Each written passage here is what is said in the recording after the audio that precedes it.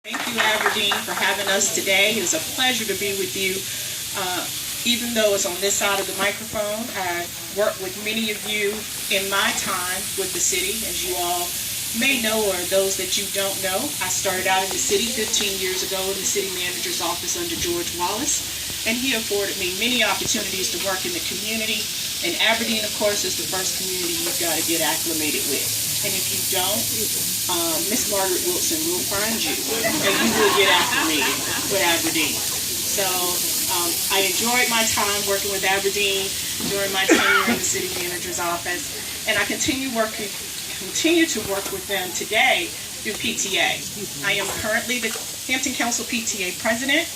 I have served in that position for 5 years, and in that position I govern the 31 PTAs in Hampton City Schools. A lot of what I talk about in my platform doesn't apply to Aberdeen because you are the benchmark for community partnership with our schools. But we need that in all of our schools. So I want to ensure that all of our schools continue to have a parent-teacher association in their building where they are building partnerships in their community to bring in resources for our students.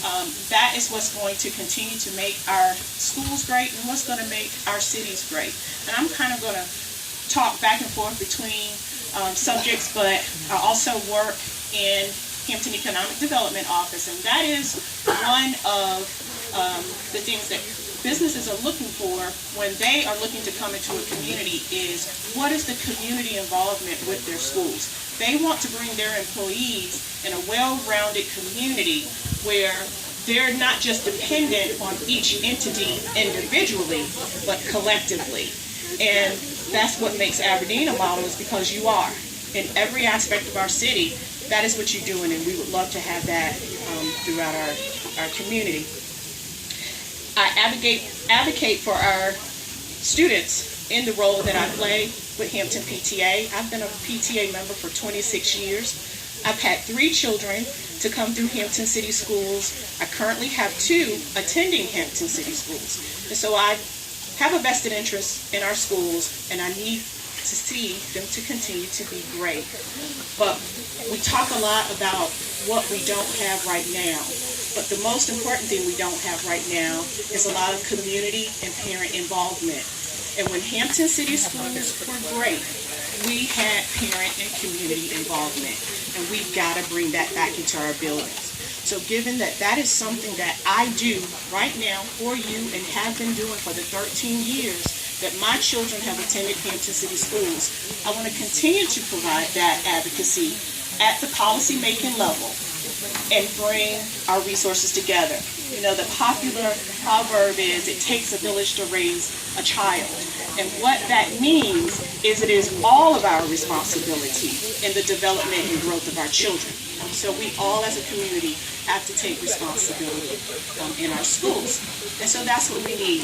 So we need to continue to have that diverse view on our school boards with a parent voice that has children currently in our schools that understands what's taking place at the ground level, but also understands the policy level making, the level at the policy making level, and in order to have a well-rounded system. Hampton City Schools is a great school system. We have dedicated teachers and staff in our schools. They just need our support. Our children need hope. There's such great resources and good mentors and organizations in our community. We just need to continue to build those relationships, rebuild the trust in our communities and our schools, and we will see great returns with student success in our schools. So please give me one of your 4 votes on May 3rd, Pamela Brandon Croom. Thank you. Thank you, Pam. Appreciate that. My next candidate for school board.